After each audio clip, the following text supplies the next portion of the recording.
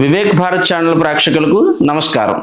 దేశవ్యాప్తంగా 300కు పైగా గణితావధానాలు నిర్వహించిన ప్రముఖ గణితావధాని, రచయిత, జాతీయ అవార్డు గ్రహీత, 10 పరిశోధనాత్మక వ్యాసాలు సమర్పించిన గణిత శాస్త్రవేత్త, కోనసీమ వాసి, అమలాపురం జిల్లా పరిషత్ ఉన్నత పాఠశాల గణిత ఉపాధ్యాయులు డాక్టర్ టిఎస్విఎస్ సూర్యనారాయణమూర్తి వాళ్ళ విద్యార్థులతో కలిసి నిర్వహిస్తున్న జాతీయ గణిత దినోత్సవ వేడుకలపై ప్రత్యేక కార్యక్రమానికి స్వాగతం.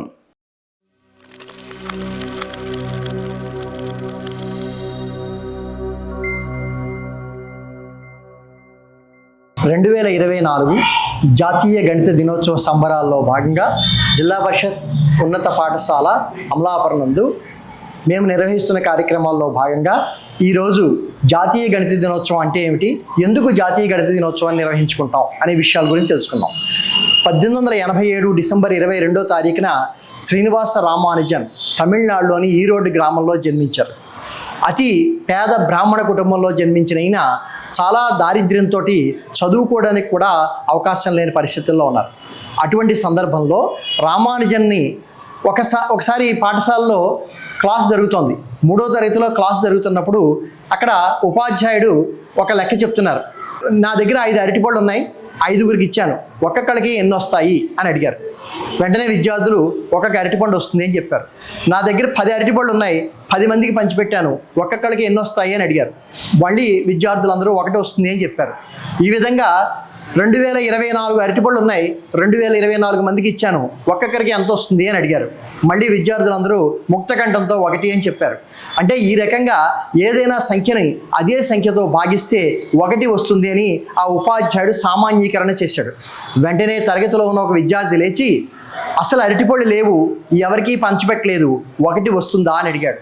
ప్రశ్న కొంచెం తికమకగా అనిపించి ఉపాధ్యాయుడు కూడా మళ్ళీ అడగమని అడిగారు. అంటే 0 అరటిపళ్ళు ఉన్నాయి, 0 మందికి పంచిపెట్టాం, 1 వస్తుందా అని అడిగాడు.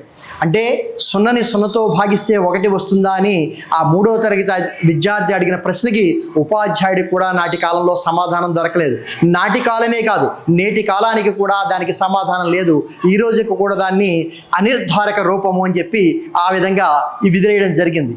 ఆ విద్యార్థి శ్రీనివాస రామానుజన్. 3వ తరగతిలోనే గణితజ్ఞుడిగా పేరు పొందిన శ్రీనివాస రామానుజన్ 10వ తరగతి వరకు ఉన్న పాఠశాల యొక్క టైం టేబుల్ని క్షణాల్లో వేసి ఉపాధ్యాయులకు అందించే నైపుణ్యం కలిగిన వ్యక్తిగా అనేకమైన కార్యక్రమాల్లో చాలా చురుగ్గా పాల్గొనేవాడు. అయితే గణితం పట్ల ఉన్న ఆసక్తితో మిగిలిన సబ్జెక్టుని కొంచెం తక్కువగా చదవడం వల్ల ఇతర సబ్జెక్టులో ఫెయిల్ అయ్యి ఆ రోజుల్లో FA పాస్ అవ్వలేకపోయాడు. కానీ అతని యొక్క గణిత ప్రతిభని గుర్తించిన నెల్లూరు కలెక్టర్ గారు, అప్పట్లో కలెక్టర్ గారు, మనం అప్పుడు బ్రిటిష్ వాళ్ళ పరిపాలనలో ఉన్నాం, ఆ సందర్భంగా వారు ఏం చేశారంటే ఇతని యొక్క మేధస్సుకి సంబంధించి ఒక ఉత్తరాన్ని లండన్లో ఉన్న GH హార్డీ అనే ఒక ప్రొఫెసర్ గారికి ఉత్తరం రాశారు. GH హార్డీ గారు చాలా గొప్ప, కేంబ్రిడ్జ్ యూనివర్సిటీలో గొప్ప ప్రొఫెసర్. ఆయన ఈ ఉత్తరం చూసిన తర్వాత వెంటనే అతనికి సంబంధించిన వివరాలు ఏమైనా ఉంటే కొన్ని పంపించమనంటే అతని పరిశోధనలు అంటే రామానుజన్ కొన్ని లెక్కలు, ఆన్సర్లు మాత్రమే పంపించాడు. అవి చూసిన హార్డీ గారికి ఇతను ఏం చేశాడన్నది అర్థమవక అతని సహాధ్యాయుడు అని చెప్పి లిటిల్ వుడ్ అనే ఒక ప్రొఫెసర్ని తీసుకొచ్చి ఇద్దరు కలిపి ఒక ప్రాబ్లం తీసుకుని సాల్వ్ చేస్తే చివరికి రామానుజన్ రాసిన ఆన్సరే వచ్చింది. ఆయన ఆశ్చర్యపోయి ఇతను బాగా మేధావేనా అయి ఉండాలి, పిచ్చివాడైనా అయి ఉండాలి, ఏదైనప్పటికీ కూడా ఇతను భారతదేశంలో కాదు మన దేశానికి రప్పించాలనే ఉద్దేశంతో లండన్ రమ్మని కబురు పంపించారు. ఆ రోజుల్లో ఇంగ్లాండ్ వెళ్ళాలంటే మనం సముద్రయానం చేసి వెళ్ళాలి. ఆ సముద్రయానం చేస్తే మనకి మరణం ఉంటుందని చెప్పి ఒక నమ్మకం ఉండేది. దాంతో రామానుజన్ తల్లి అయిన కోమలత అమ్మాళ్ అతన్ని వెళ్ళడానికి అంగీకరించలేదు. అయితే రామానుజన్ తల్లి మాటకి కట్టుబడి నేను వెళ్ళనంటే ఆ తదుపరి కార్యక్రమంలో ఆ రోజు రాత్రి నామగిరి దేవత అని చెప్పి తమిళనాడులోని ఒక గొప్ప దేవత వీళ్ళ ఇలవేలుపు ఆవిడికి, కోమలత అమ్మాళ్ళకి కనిపించి నీ కొడుకు వల్ల భారతదేశానికి అఖండమైన కీర్తి లభిస్తుంది కాబట్టి వెంటనే అతన్ని ఇంగ్లాండ్ పంపించమని చెప్పి తెలియజేసింది. వెంటనే ఆమె అనుమతి ఇవ్వడంతో ఇతను బయలుదేరి వెళ్ళాడు. అక్కడికి వెళ్ళిన తర్వాత నిద్రాహారాలు మాని ఇదే పనిగా రీసెర్చ్ చేయడం మొదలుపెట్టాడు. ఆఖరికి హార్డీ ఒకసారి అంటాడు, నేను రామానుజన్ దగ్గర నేర్చుకున్నది ఎక్కువ, నా దగ్గర రామానుజన్ నేర్చుకున్నది తక్కువ. ఇతను కనుక మా దేశంలో పుట్టి ఉండి ఉంటే ఇతని యొక్క కాంస్య విగ్రహాన్ని మా దేశ ప్రధాని చేత ఈ దేశ నడిబొడ్డుని ఆవిష్కరింపచేసి ఉండేవాళ్ళం, అంత గొప్ప గౌరవాన్ని ఇతనికి ఇచ్చేవాళ్ళం అని చెప్పి అతను ఒక మాటలో అంటాడు. అయితే మన భారత ప్రభుత్వం కూడా మన రామానుజన్కి ఏమీ తక్కువ చేయలేదు. అతను 1962 సంవత్సరంలో రామానుజన్ పేరు మీద ఒక స్టాంపు విడుదల చేసి భారత ప్రభుత్వం ఆయనకి నివాళులు అర్పించింది. అంతేకాకుండా 2012 సంవత్సరంలో మరొకసారి వారి పేరు మీద, అంటే 125 సంవత్సరాల ఆయన జన్మించిన సందర్భంగా, ఆ సందర్భంలో ఆయనకి నివాళులు అర్పిస్తూ మరొక స్టాంపును విడుదల చేసి, అంతేకాకుండా ఆ సంవత్సరం నుంచి ప్రతి సంవత్సరము కూడా డిసెంబర్ 22వ తేదీని జాతీయ గణిత దినోత్సవంగా భారతదేశం అంతా కూడా నిర్వహించుకోవాలని చెప్పి అప్పటి ప్రధాని శ్రీ మన్మోహన్ సింగ్ గారు ఒక ఆదేశాలు ఇవ్వడం జరిగింది. నాటి నుంచి మనం నేటి వరకు కూడా ఈ డిసెంబర్ 22వ తేదీని రామానుజన్ జయంతిని పురస్కరించుకుని జాతీయ గణిత దినోత్సవంగా దేశవ్యాప్తంగా అనేక ఉత్సవాలు జరుపుకోవడం జరుగుతోంది. 17వ శతాబ్దంలోనే జన్మించిన రామానుజన్ జన్మదినాన్ని మాత్రమే జాతీయ గణిత దినోత్సవంగా ఎందుకు జరుపుకుంటున్నారు? అంతకుముందు ఎవరు ఇంత గొప్ప గణిత శాస్త్రజ్ఞులు లేరా? మరి ఎందుకని ఆ 17వ శతాబ్దంలో రామానుజన్కి ఈ ఖ్యాతి లభించింది? అయితే అంతకుముందు కూడా మనకి అద్భుతమైన గణిత మేధావులు ఉన్నారు. క్రీస్తు శకం 5వ శతాబ్దం నుంచి 12వ శతాబ్దం వరకు ఉన్న కాలాన్ని గణితంలో స్వర్ణయుగము అని చెప్పి అంటారు.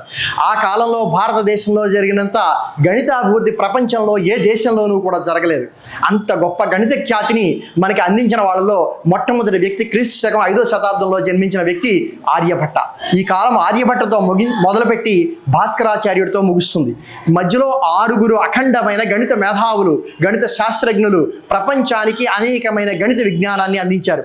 ఇందులో ఆర్యభట్ట, బ్రహ్మగుప్త, వరాహమిహిర, భాస్కరాచార్య, మహావీరాచార్య, పావులూరి మల్లన, భాస్కరాచార్య, భాస్కర 2 అంటే భాస్కరాచార్యులు 2 ఉన్నారు. భాస్కర 1, భాస్కర 2.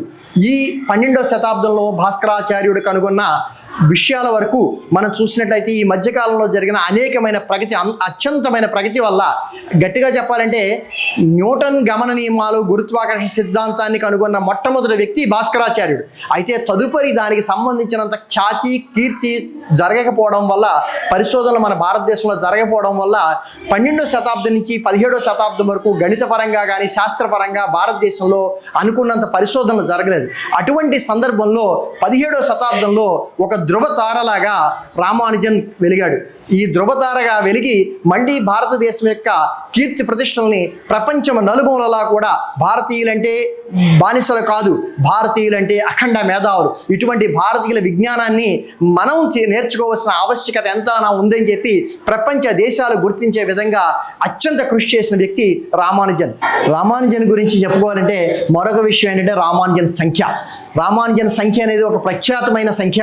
ప్రపంచం అంతా కూడా ఈ సంఖ్య గురించి చెప్పుకుంటూ ఉంటారు. ఇప్పుడు ఆ సంఖ్య గురించి మా పాఠశాలలో పనిచేస్తున్న KVSS శర్మ గారు వివరిస్తారు. 1729ని రామానుజన్ సంఖ్యగా చాలా ఫేమస్ సంఖ్యగా గుర్తింపు పొందింది. ఎందుకంటే దాని రామానుజన్ సంఖ్యగా గుర్తింపు పొందడానికి కారణం ఏంటంటే, రామానుజన్ మన భారతదేశ గర్వించదగ్గ గణిత శాస్త్రవేత్త. ఈ రామానుజన్ మన భారతదేశంలో ఉండగానే సుమారు 120 సిద్ధాంత వ్యాసాలని, పరిశోధనా సిద్ధాంతాలని తయారు చేసి ఇంగ్లాండ్ పంపించాడు. తర్వాత కొద్ది రోజుల తర్వాత ఇంగ్లాండ్లో పరిశోధనలు చేసిన తర్వాత ఆయన తీవ్ర అనారోగ్యానికి గురైతే ఒక హాస్పిటల్లో చేర్చి వైద్యం జరుగుతూ ఉండగా ప్రొఫెసర్ ఆర్డి ఆయన పలకరించడానికి ఆ హాస్పిటల్కి వచ్చారు. వీళ్ళిద్దరికీ పరిచయం ఏంటంటే, మన భారతదేశం నుంచి పంపించిన ఈ 120 పరిశోధనా సిద్ధాంతాలని ఆయన పరిశీలించి ఆ పరిశోధనలకి ఈయన్ని లండన్ ఆహ్వానించారు. ఆ పరిశోధనల తర్వాత ఈయనకి తీవ్రమైన అనారోగ్యం వచ్చినప్పుడు ఈయన హాస్పిటల్లో ఉండగా ఆయన్ని పలకరించడానికి ప్రొఫెసర్ ఆర్డి, కేంబ్రిడ్జ్ యూనివర్సిటీలో ప్రొఫెసర్గా పనిచేసే ఫేమస్ ప్రొఫెసర్ ఆర్డి ఈయన పలకరించడానికి ఆ హాస్పిటల్కి విచ్చేశారు. ఆ పలకరింపులో మాటల్లో రామానుజన్ గారు, ఈరోజు నేను వేసుకొచ్చిన టాక్సీ నెంబరు 1729 1729, దీనికి ఏమైనా ప్రత్యేకత ఉందా అని అడిగారు. ఆయన అంత అనారోగ్య పరిస్థితుల్లో కూడా వెంటనే 2 ఘనాల మొత్తముగా 2 విధాలుగా రాయగలిగే అతి చిన్న సంఖ్య 1729 అంటే 1729ని 10 క్యూబ్ ప్లస్ 7 క్యూబ్ లేదా 1 క్యూబ్ ప్లస్ 12 క్యూబ్ అంటే రెండు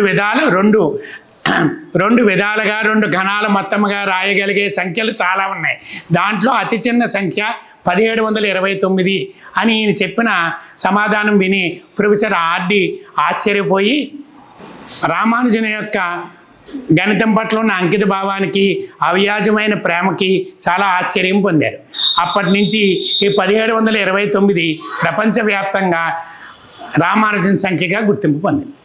జాతీయ గణిత దినోత్సవ సంబరాలంటే మాటల ఎన్నో గణిత ఆటలు, పాటలు, ముగ్గులు, పజిల్స్, ఇప్పుడు అలాంటి కార్యక్రమాలు ఎన్నో కార్యక్రమాలు నిర్వహించుకుంటూ ఉంటాం. వీటికి వారోత్సవాలు కూడా జరుపుకుంటూ ఉంటాం. అందులో భాగంగా ఈరోజు మన పాఠశాల నుంచి ఒక గణిత పజిల్ని మీకు తెలియజేయడానికి మన ముందుకు వస్తున్నారు మన విద్యార్థులు. జాతీయ గణిత దినోత్సవ సంబరాల్లో భాగంగా జిల్లా పరిషత్ ఉన్నత పాఠశాల అమలాపురం విద్యార్థులు 10వ తరగతి విద్యార్థులమైన మేము ఒక మ్యాథ్స్ పజిల్ని మీ ముందర ప్రదర్శించబోతున్నాము. ఈ పజిల్ పేరు మానవ ఏమిని కోరిక. ఈ పజిల్లో కొన్ని కోరికలు ఉంటాయి. ఆ కోరికల్లో ఏదో ఒక కోరిక ఈసారి కోరుకుంటారు. ఆ కోరికని నేను చిన్న గణితం ద్వారా చెప్తాను. అదే ఈ పజిల్ యొక్క ముఖ్య ఉద్దేశం. మానవ ఏమిని కోరిక. ఇందులో ఉన్న 31 కోరికలు. నా వ్యాపారం బాగా అభివృద్ధి చెందుతుందా? నాకు మా వారు మంచి నగలు చేయిస్తారా? మా అబ్బాయి ఆన్లైన్ గేమ్స్ మానేస్తాడా? ఇలా 31 కోరికల్లో ఏదో ఒక కోరుకోండి సార్. కోరుకున్నానమ్మా. మీరు కోరుకున్న కోరిక పక్కనున్న అంకెని గుర్తుంచుకోండి. ఓకే. ఆ సంఖ్య ఇందులో ఉందా? ఉంది. ఇందులో ఉందా? ఉంది. ఇందులో ఉందా? లేదు. ఇందులో ఉందా? ఉంది. ఇందులో ఉందా? లేదు. అయితే మీరు కోరుకున్న కోరిక నేటి యువతలో దేశభక్తి లోపిస్తుందా? Yes, correct. ఎస్.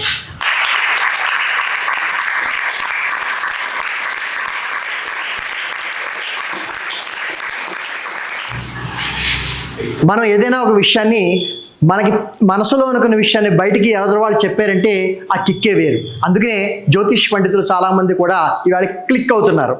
అలాగే మనకి ఇక్కడ ఇప్పుడు మన మాస్టర్ తెలుసుకున్న విషయాన్ని లాస్య ఎంతో చక్కగా చెప్పింది. అందులో ఉన్న గణితానికి సంబంధించిన విషయం ఏంటో ఇప్పుడు చూద్దాం. ఈ మ్యాథ్స్ పజిల్లో ఉన్న గణితం ఏమిటి? మాస్టర్ మనకి తలుచుకున్న వాటిలో ఇక్కడ ఉన్న కోరికల్లో మాస్టర్ తలుచుకున్న కోరిక నేటి యువతలో దేశభక్తి లోపిస్తోందా అని తలుచుకున్నారు. లాస్ట్ ఏముంది? ఆ నెంబర్ గుర్తుపెట్టుకోండి అంది. ఆ నెంబర్ చూస్తే 11 అని ఉంది. అప్పుడు నెక్స్ట్ మన అమ్మ ఏం చేసిందంటే ఈ విధంగా ఇందులో ఆ నెంబర్ ఉందా అని అడిగింది. ఈ నెంబర్ ఉందా అంటే ఇక్కడ 11 ఉంది. అలాగే అంటే 1వ దాంట్లో ఉంది, 2వ దాంట్లో కూడా ఉందా అంటే ఉందన్నారు మాస్టర్. ఇక్కడ కూడా 11 కనిపిస్తుంది. 3వ దాంట్లో ఉందా అని అడిగింది. ఇక్కడ 11 లేదు. 12 తర్వాత 13, 7, 12, 13 అంటే 11 లేదు. 4వ దాంట్లో ఉందా అన్నప్పుడు కూడా ఇక్కడ 11 ఉంది అని చెప్పారు మాస్టర్. 5వ దాంట్లో లేదు అని చెప్పారు. ఇక్కడ మనకి ఉన్నవాడు చూసినట్లయితే 1వ కార్డులో ఉంది, 2వ కార్డులో ఉంది, 4వ కార్డులో ఉంది. వీటిలో ఉన్న మొదటి అంకెలు చూసినట్లయితే 1వ దాంట్లో మొదటి అంకె 1, 2వ దాంట్లో ఉన్న మొదటి అంకె 2, 4వ దాంట్లో ఉన్న మొదటి అంకె 8. ఈ 3 అంకెల్ని కలిపితే 8, 2, 10, 1, 11. అంటే ఆయన ఏ నెంబర్ కోరిక కోరుకున్నారో ఆ అమ్మాయికి తెలిసిపోయింది. వెంటనే మళ్ళీ కోరిక లిస్టు తీసుకున్నట్లయితే అందులో 11వ నెంబర్ ఎక్కడుందో చూసుకుని ఈ కోరికే కోరుకున్నారని చెప్పింది. ఇది ఇందులో ఉన్న రహస్యం. మీరు కూడా ప్రయత్నించండి. చక్కటి కార్యక్రమాన్ని మీరు వీక్షించండి.